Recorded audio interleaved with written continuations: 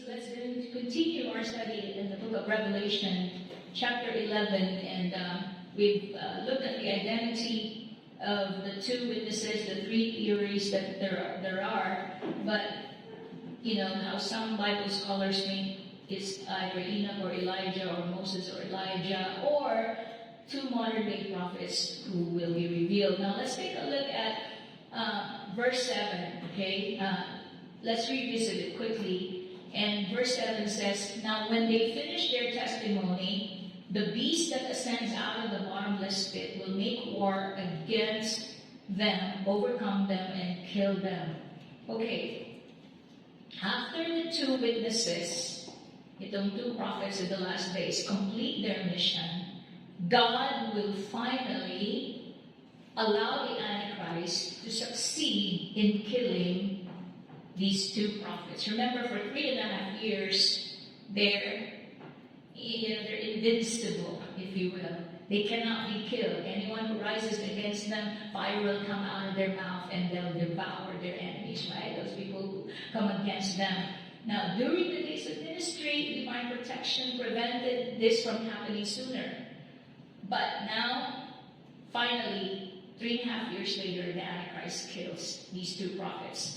Verse 8 says, "And their dead bodies will lie in the street of that great city, which spiritually is called Sodom and Egypt, where also our Lord was crucified." We kind of left, with this last week hanging, so let me elaborate. So to leave dead bodies, lying unburied, ranks among the highest disgraces in Israel. You are supposed to bury your dead right away, immediately. Now, with the description of Sodom and Egypt about Jerusalem, this isn't the first time that God has addressed Jerusalem as Sodom. By now, little within this city remains sacred. It means they have gone into sin. And we know the story of Sodom and Gomorrah in Genesis, when God actually destroyed the cities and the little cities around them because of their grave sin. And we know because the Sodomites started in Sodom. The male wants to have sex with males, and so God despised that, right? Now, throughout the history of the city of Jerusalem, it has vacillated from being righteous to being unrighteous. And we know that when they're unrighteous, they will be rejected by God. And God's eyes are not pleased. When God's not pleased, then He would take them into the wilderness. In the days of David, we know that God's favor settled upon Jerusalem, but during the Babylonian captivity, the city of Jerusalem was forsaken. And then the city was rebuilt again, as we know it. You remember even Herod built the temple at the time. They were blessed again after the 70 years that were spent in captivity in Babylonian. Once more, that newly rebuilt city and temple was destroyed in 70 AD, as Jesus predicted. So, once more it was destroyed. Now, in 1948, May 14, 1948, in our time, in our civilization, the blessing returned to Israel. What's significant about that day is that Israel has become a nation once again, where all the Israelites coming from the different parts of the world, we call it the Roman diaspora, they have returned now to their land. Now, but there is a time coming that the book of Revelation is now prophesying that during the reign of the Antichrist, the blessing will once again be lifted. So finally, with the introduction of the New Jerusalem, God's highest favor will be upon it after the millennial. When Jesus comes and after the millennial reign, when there's going to be a New Jerusalem coming down from heaven, as we will see in our study of Revelation. Now, there's a scholar, his name is Leon Morris, and he says this: the city is identified in two ways. First, it is figuratively called Sodom and Egypt. The two names are proverbial for wickedness and oppression. Now, Egypt is the place where Israel was a slave, correct, for 400 years. And then Sodom and Egypt are linked in wisdom And Egypt is a name for persecuting nations in Genesis. So, they also both felt the judgment of God. Despite its might, Sodom was destroyed, and despite its might, Egypt was ruined by the plagues God sent. Secondly, the city is the place where also the Lord was crucified. Jerusalem, right? Outside of the temple, proper outside of the gates, then the Lord was crucified there in Golgotha. And it's not good that the city here confirms that this is the city of Jerusalem. And it is. I mean, it was told us that it is the city of Jerusalem. So now, let's go to verse 9. Then those from the peoples, tribes, tongues, and nations, listen to that, peoples, tribes, tongues, and nations will see their dead bodies, these two prophets, for 3.5 days, and not allow their dead bodies to be put into graves. So, through the development of technology, the vehicles of television and the internet and the entire world now, everyone, even the poor, have their cell phones, right? We all have access to news. We will watch at this time and age the two witnesses lie dead for 3.5 days. Now, I want you to pay attention to this. After their 3.5 years of ministry, this is an example of a day for a year. They had 3.5 years of ministry. Now they're going to lie dead for 3.5 days. It's like a day for a year. That is the equation. So I can only imagine with the advancement of AI, we have AI, right? It just keeps on advancing, how the world will see this instantly. I bet you all our phones maybe, I don't know how advanced our phones will be, our computers would kind of like, how the radios sometimes station would have a test, if you will. This is a test, this is only a test. That's how it used to be done.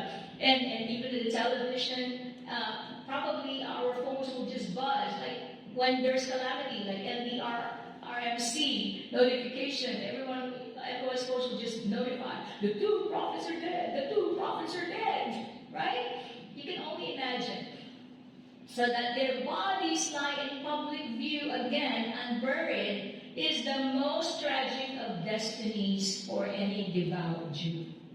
Very tragic. Now, this period of their shame, of their dead bodies, unburied in public's view, 3.5 days, again, ironically equates to their time in ministry. But I want you to listen to another commentary from J. Ramsey. He notes this about Jerusalem, that city where the two bodies are now lying open in public's view. So, it is perhaps wisest to think of the city, the great city, more generally as one embodying the values of human culture in rebellion against God. It's kind of like Augustine, St. Augustine in the 5th century rather. He wrote an earthly city over against the city of God. Or there's another scholar, theologian, John Bunyan, he wrote a book called City's Destruction over Vanity Fair, in contrast to the celestial city in the Pilgrim's Progress. That's what he says. And it is indeed Jerusalem, but Jerusalem understood as the center of the world, as the prophet Ezekiel, kind of paints that picture, as one ancient Jewish book put it, in the midst of the navel of the earth. Now, it is no longer recognizable as a holy city because it has been given to the Gentiles. Now, when you read your Bible, the Gentiles in the Bible, if you're not a Jew, you're a Gentile, but pretty much the Gentiles are pagan nations, right? So, it's basically become pagan. It's no longer a holy city. There is nothing distinctly Jewish about it, since its inhabitants are those from every people, tribe, language, and nation. So in the very last of days, Jerusalem now is going to become like a melting pot. Instead of being composed of really pure Jews, right now they're not purely Jews who are living there. There are a lot of Arabs Jews. And now the Jews that have dispersed to all the nations that have made their aliyah, meaning their return home from the different nations, basically have also been mixed in with other marriages. And you have now American Jews, who are also in Jerusalem. So we're going to see this even more in the last days of days, that Jerusalem is really now comprised of people from every tribe, tongue, and nation. Simply put, the inhabitants of the earth. Okay, so let's move on to verse 10 so we can cover a lot more ground today. Verse 10 says, "And those who dwell on the earth will rejoice over them, make merry and send gifts to one another, because these two prophets tormented those who dwell on the earth." What we see here is the world celebrating, the death of these two prophets, thinking the plagues that they have experienced during the time that the two prophets were prophesying are not going to end. There's not going to be any more plagues. That's probably what they're going to be thinking, right? Well, finally, they're dead after killing the two witnesses, who have called them. Now, I want you to think about this, even at this time. With the war that's going on in Israel, and I don't know if you're following it, but each and every time, there is something that happens against Israel, its enemies, the Hezbollah, Hamas, all these, even the Syrian ISIS now, they're surrounded by enemies, right? In north and to the east and the south.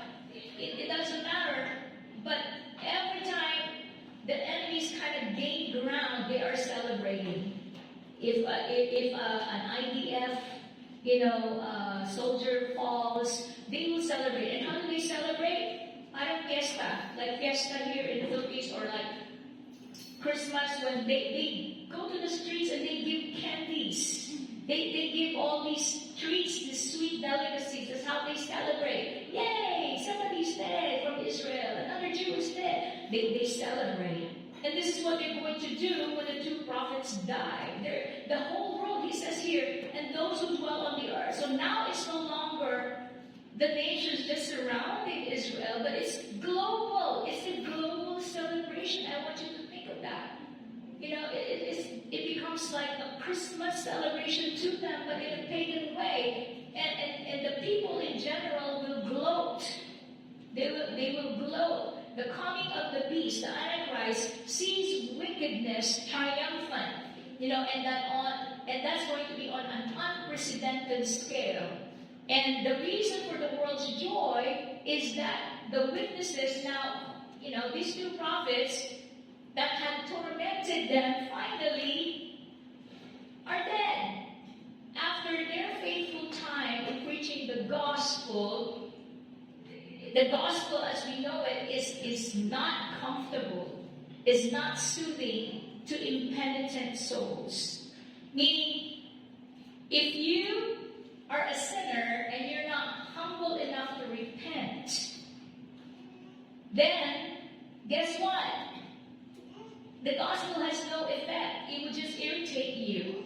So the gospel is basically not soothing to impenitent souls. So that the removal of outstanding people of God, these holy men, these outstanding preachers, would be a matter of rejoicing. The people are going to rejoice. For those people who have their consciences troubled, but they're not willing to repent. They know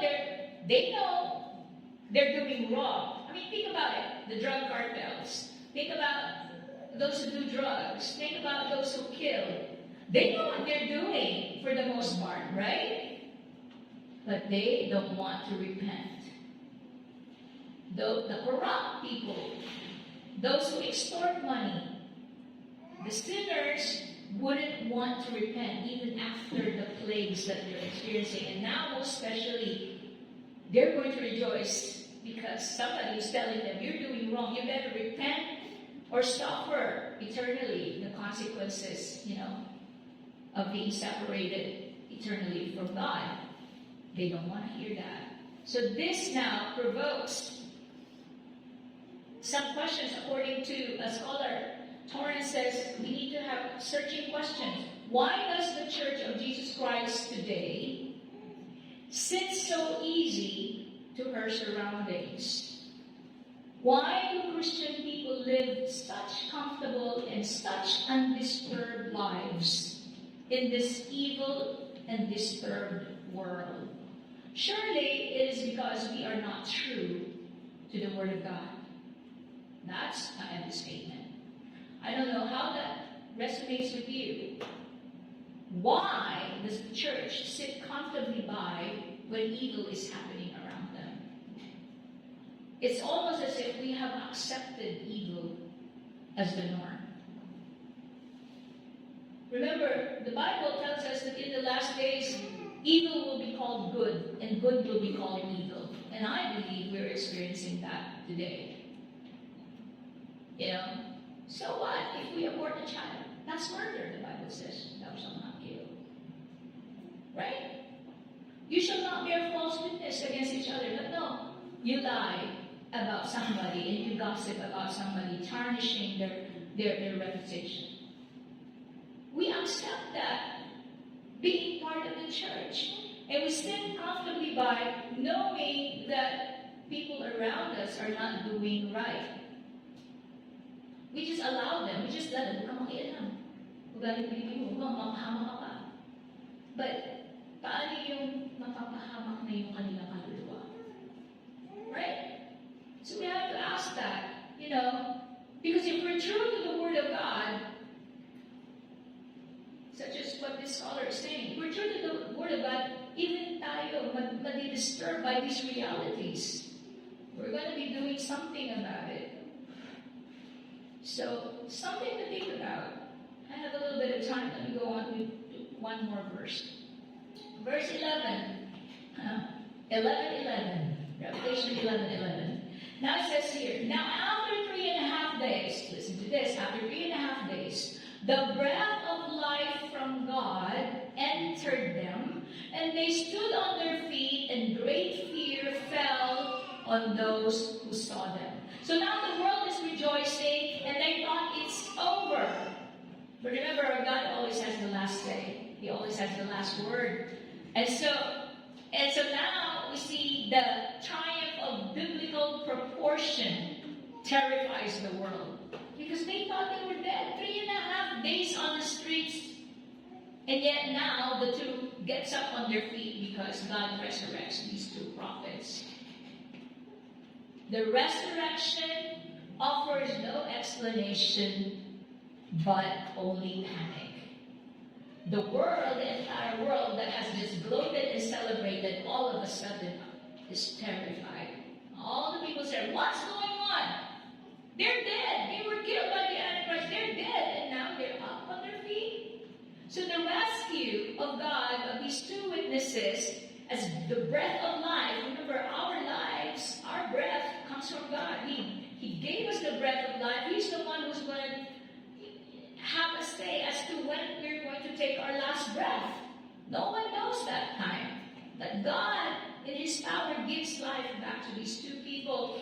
And so, this breath of life entered them, and they stood back on their feet. And so the resurrection is not from the grave, however. Remember, let's compare this.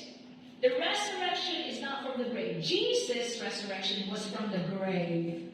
He was buried. Remember, these two witnesses were not buried. They died, but they were just there. Right? They weren't given a proper burial.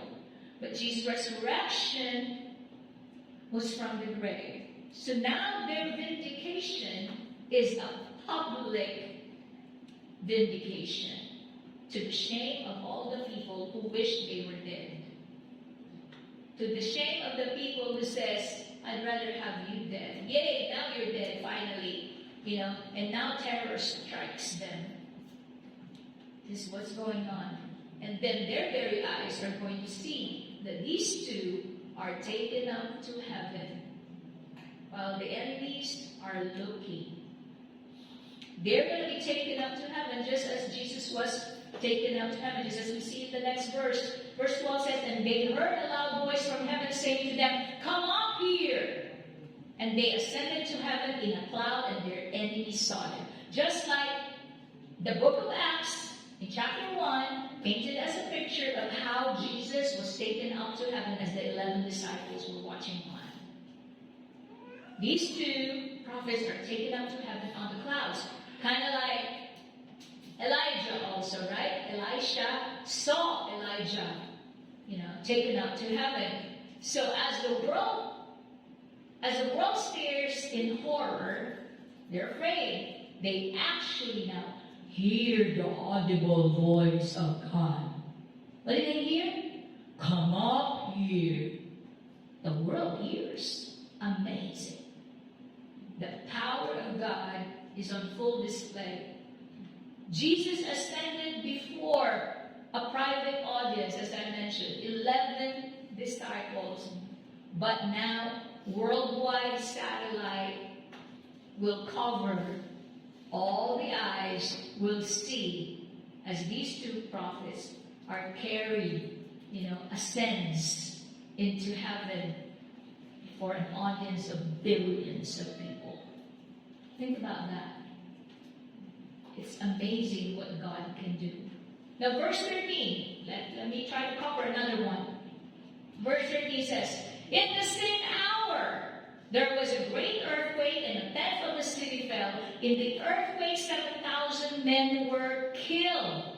For additional impact, God triggers the most devastating earthquake that could ever come to Jerusalem, that Jerusalem has ever known, killing 7,000 people. 7,000 dying is actually the antithesis of the 7,000 saints in Elijah's day. Remember, Elijah thought he's the only one left alive. I'm the only one left, and God says, "No, I have reserved for you." Right? So, think about that. There are 7,000 who did not bow down to Baal. But now, 7,000 died as a result of this earthquake. This is only a pre-shocker before the coming big one. The big one, as we say, the big earthquake that is going to come at the very end. The one that topples the earth. Now it continues, verse 13 continues, "And the rest were afraid and gave glory to God of heaven." So now there will be some people who will believe there is God. There will be some people who will believe in the God of Abraham, Isaac, and Jacob. Now the NAS says this way, "And the rest were terrified and gave glory to God."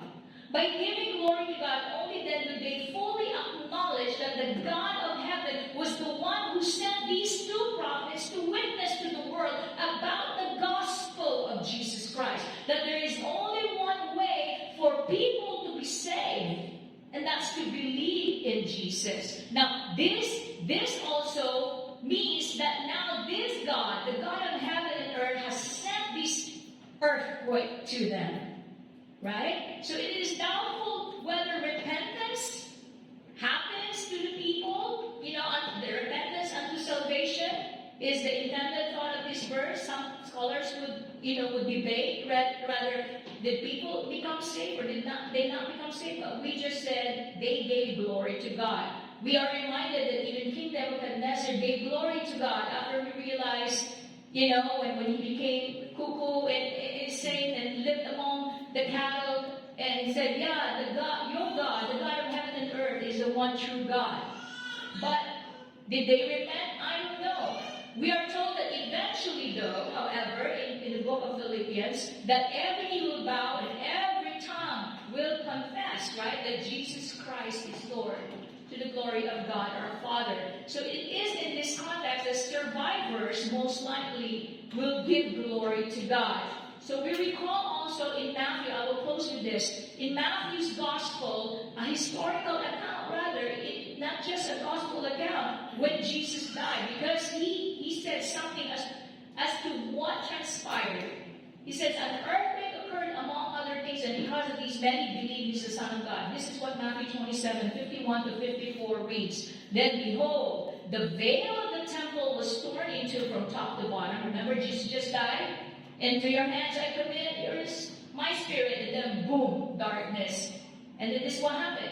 The veil of the temple was torn into from top to bottom. The earth quaked. So there was an earthquake when Jesus died. The earth quaked. And the rocks were split, and the graves were opened, and many bodies of the saints who had fallen asleep, meaning the dead, were raised. May resurrection at that time. And coming out of the graves after his resurrection, they went into the holy city and appeared to many. These resurrected dead. They went into the city. So when the centurion and those with him who were guarding Jesus saw the earthquake and the things that had happened, they feared greatly, saying, Truly, this was the Son of God. And with that thought, I leave you this very thought that when the earth quakes and the people sees the resurrection of these two prophets, they are going to give glory to God. They are going to honor God and know that He is the only true God and that their message is true. Amen. To the glory of God our Father. Let's give God praise.